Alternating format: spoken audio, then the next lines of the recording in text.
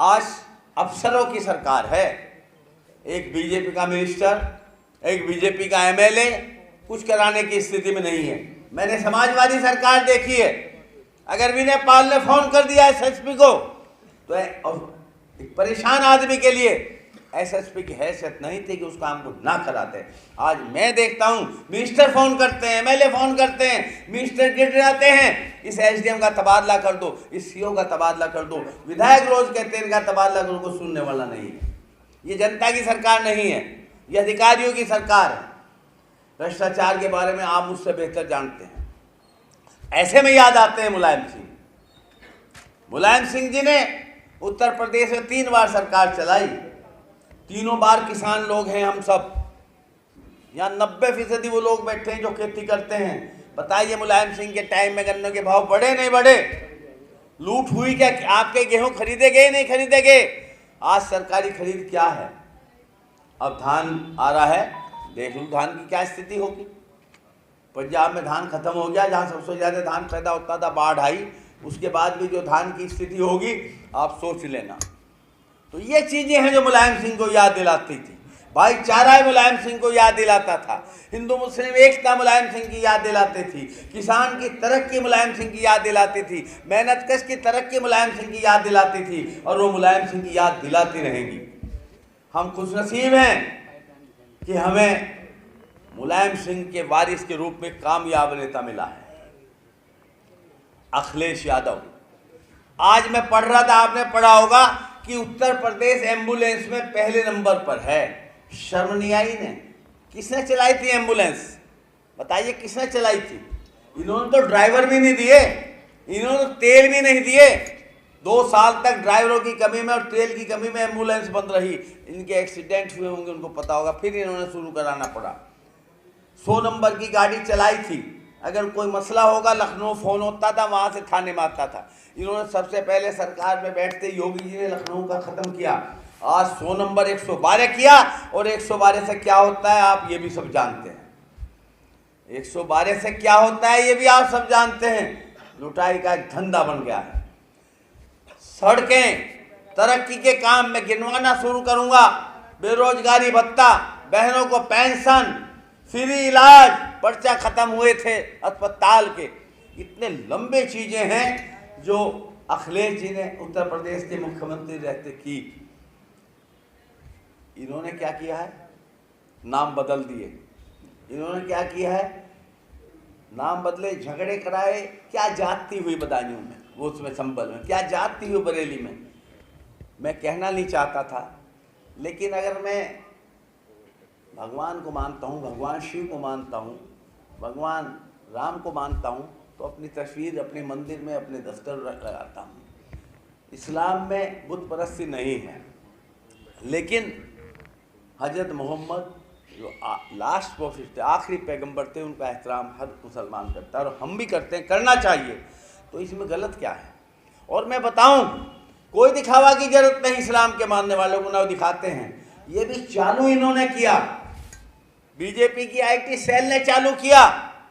जवाब I love Mahadev करके चालू किया, आग लगवा दी, जिसका बिहार का चुनाव वाले फायदा उठाना चाहते थे।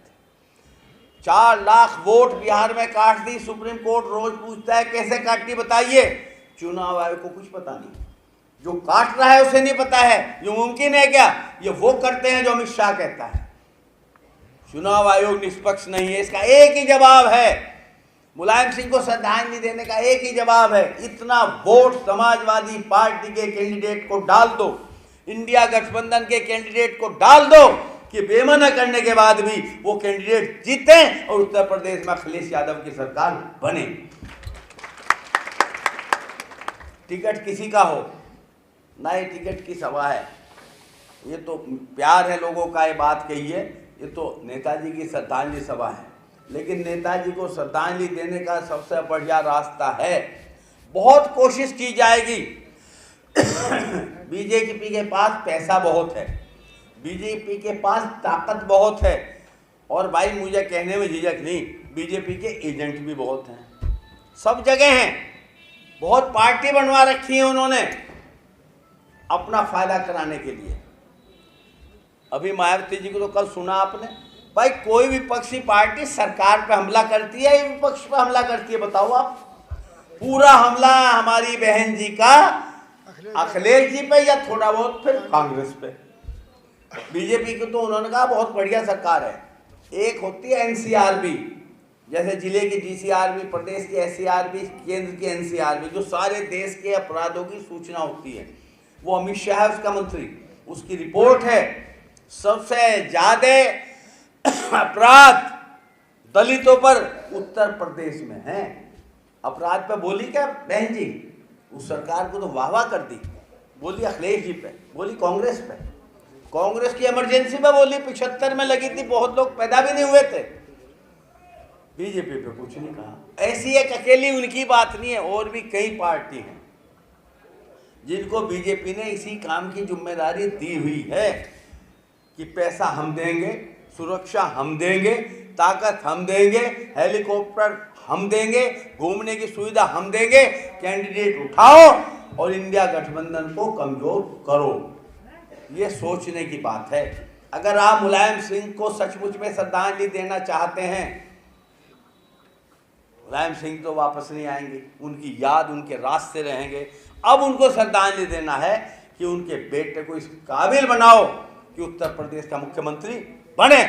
और जिस दिन उत्तर प्रदेश में समाजवादी सरकार होगी, इंडिया गठबंधन की सरकार होगी, कांग्रेस भी हमारे गठबंधन में है, राहुल गांधी भी हमारे गठबंधन में है, जिस दिन यो गठबंधन की सरकार होगी, मैं आपसे वादा करता हूं मजहब के नाम पर जाति नहीं होगी, किसानों को उनके वाजिब दाम मिलेंगे, खाद वो मिलेगा।